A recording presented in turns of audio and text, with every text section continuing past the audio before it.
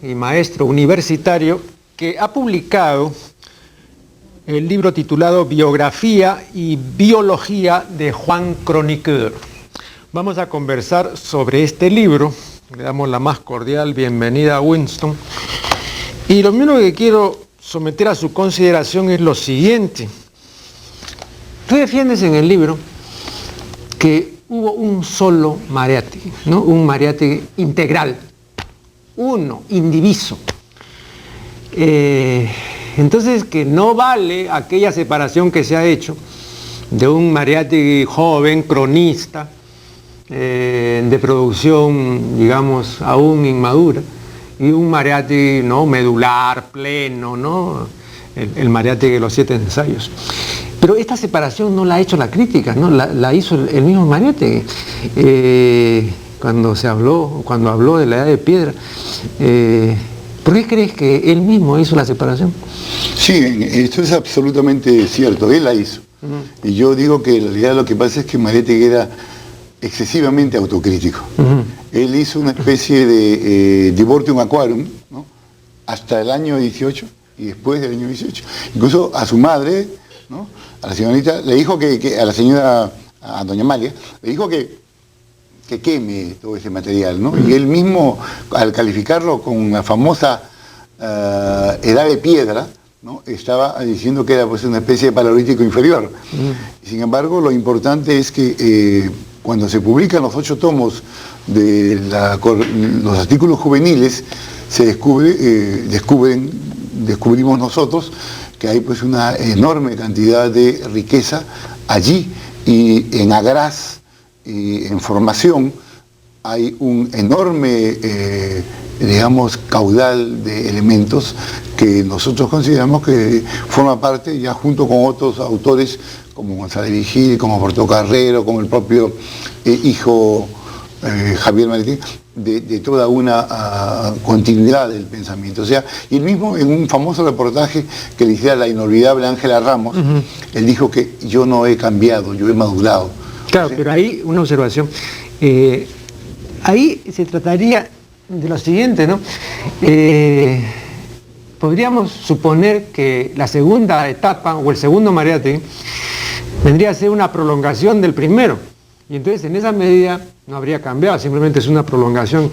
Pero en realidad se trata de una evolución, entonces tiene que haber habido el cambio, ¿no? Yo creo que, viéndolo así, tiene que haberse producido el cambio, porque ha evolucionado. Es decir, ya sea pues porque se ha hecho más diversiforme, o porque ha sido más pleno, ha sido más completo, ¿no? La Academia ya en la última edición ha admitido el vocablo completitud. Antes se decía completud, hacía la francesa, ¿no?, pero está mal dicho. Ahora ya hay, según la Academia, una completitud. Bueno, esta completitud se hace porque ha habido primero un inicio, un desarrollo, un desenvolvimiento, ¿no? Y en Mariátegui creo que eso sí se puede apreciar. Sí, exacto. ¿Y qué es lo que predominaría en el Mariátegui juvenil, en el que se haya detrás, no sé si exactamente sea la palabra detrás, como Juan Chroniqueur? Estaría el esteta, estaría el creador más que el pensador, si nosotros admitimos una diferencia entre creación y pensamiento. Hecho que en este momento ya no se da. Pero hay una buena parte del primer Mariátegui donde las cosas las hace él pan lucrando, ¿no? De modo que en esa medida no era, y él mismo creo que por ahí dice más de una vez, que él no sentía que estaba creando, ¿no? Y que si él pudiese, digamos, eximirse de estas tareas obligatorias de la prensa diaria, de los artículos, entonces realmente sí se sentiría creativo, ¿no? Y hay una frase terrible, ¿no?, que si no tuviera que escribir por obligación, él se dedicaría, ¿no?, a la cosa creativa, al elemento del pensamiento puro, o sea, a la novela, al cuento, al teatro que hizo. Efectivamente, pero es que en realidad no es que en la primera época, es que Mariátegui siempre hizo obra pane lucrando. Porque él vivía eso. Claro. Un hombre que tenía que mantener a su madre, mantener a su familia, y eso era justamente lo que nosotros consideramos la creación heroica, ¿no? No, pero me refiero a panes lucrando cuando hablo de la producción periodística sobre todo, ¿no? Porque en esa época, hablo de la prensa, ¿no? Después, ¿cuándo entró en el tiempo? 18. ¿No? Bueno, entonces, pero estuvo en la prensa. Ahí se ha hecho una labor diaria, ¿no? De cronista, de periodista, ¿no? Claro. Sí. Sí, y escribía a veces hasta más de un artículo diario, ¿no? Claro. No, claro. Efectivamente, y él tiene, digamos, bastantes referencias, por ejemplo. Vale la pena que nuestros televidentes que están a una infancia fugaz siguió una adolescencia prematura, una adolescencia que a los 15 años o antes me puso, por inquietud vehemente de mi espíritu, dentro de la vida de casi todos los escritores y periodistas de entonces.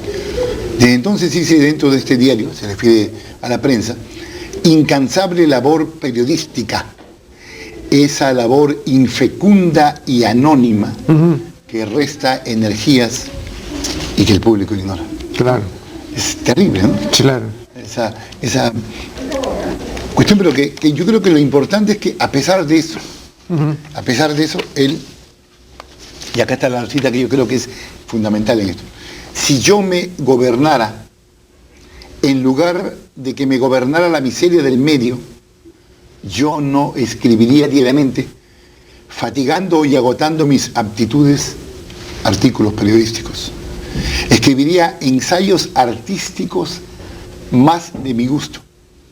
Pero escribiendo, yo creo que acá en ensayos artísticos no solamente habla del ensayo como género, sino de ensayar obras artísticas, porque lo aclara a reglón seguido. Dice, pero escribiendo versos o novelas, yo ganaría muy pocos centavos, porque como este es un país pobre, no puede mantener poetas ni novelistas. Esto no ha cambiado en absoluto. Claro.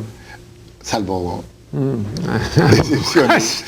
Los literatos son un lujo de los países ricos. En los países como el nuestro, los literatos que quieren ser literatos, o sea, comer de su literatura, se mueren de hambre.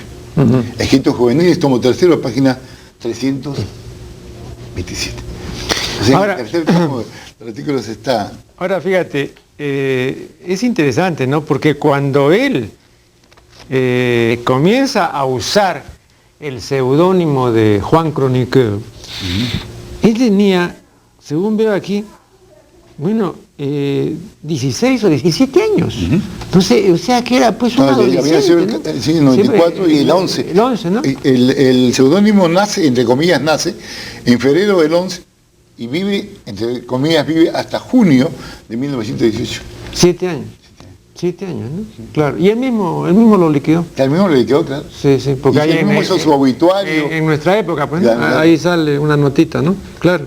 No, pero digo, ¿esto te parece característico de la época, esta precocidad? ¿No? Porque a mí me parece característico. Hay muchos casos de gente que ya tenía obra y tenía, digamos, figuración a los 20 años, ¿no? Sí, un poco conversado, ¿no? El caso del propio Ribagüero, Sánchez, los García Calderón. Valdelomar. Claro. ¿No? Entonces, esto era más bien quizás lo usual, ¿no? O para usar el neologismo de Julián María, la solencia, ¿no? Que sí puede ser un neologismo muy bonito, ¿no? Lo que era sólito. No era insólito, era lo sólito. Claro, sí. Entonces posiblemente hubo una precocidad también en la maduración, ¿no? Claro. Y también lo interesante es que esta...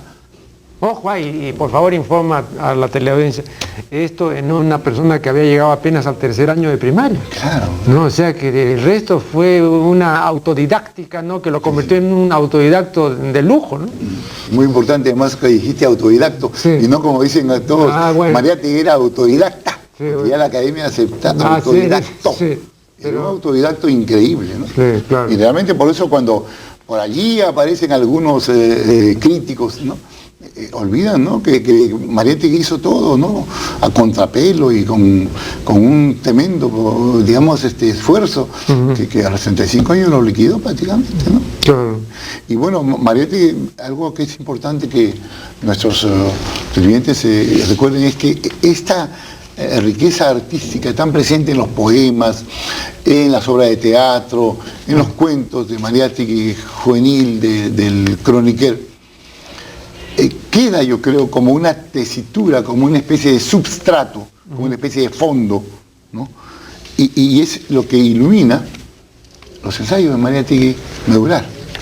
Y es lo que creo que precisamente se encuentra, ¿no?, presente siempre en ese creador inagastable que fue Mariátegui. Porque Mariátegui es un hombre que, como Martí, nunca dejó de crear, sea cual fuere el género que él toma. Por supuesto, el género mayor de él fueron los ensayos, pero siempre estaba creando. Y eso que el querido italiano Antonio Meli señala como un hombre que estuvo permanentemente creando en la política, creando en todo, ¿no? En el artículo periodístico aparentemente más anodino, cuando él tuvo que hacer más adelante notas porque tuvo que seguirlas haciendo, ¿no? Porque vivía eso, pero siempre estuvo creando y siempre además con un elemento importante que fue el antidogmático, ¿no? El hombre rico, el hombre noble, el hombre generoso, el hombre que cuando en el centenario de Mariátegui el mundo entero se pone de pie. Claro. Eso es lo que hoy día, cuando estamos viendo por allí que hay quienes, ¿no?, desde pequeñas posiciones pretenden cuestionar, y yo creo que debe cuestionarse, sí, todo lo que se puede cuestionar, pero a veces un poco, como se dice, con una especie de mala sangre, ¿no? Entonces, eso es peligroso. Así es. Sobre todo cuando los que hacen eso son jóvenes, ¿no? Así es. Bueno, vamos aquí a hacer el primer corte para luego continuar dialogando con el doctor Zorrilla.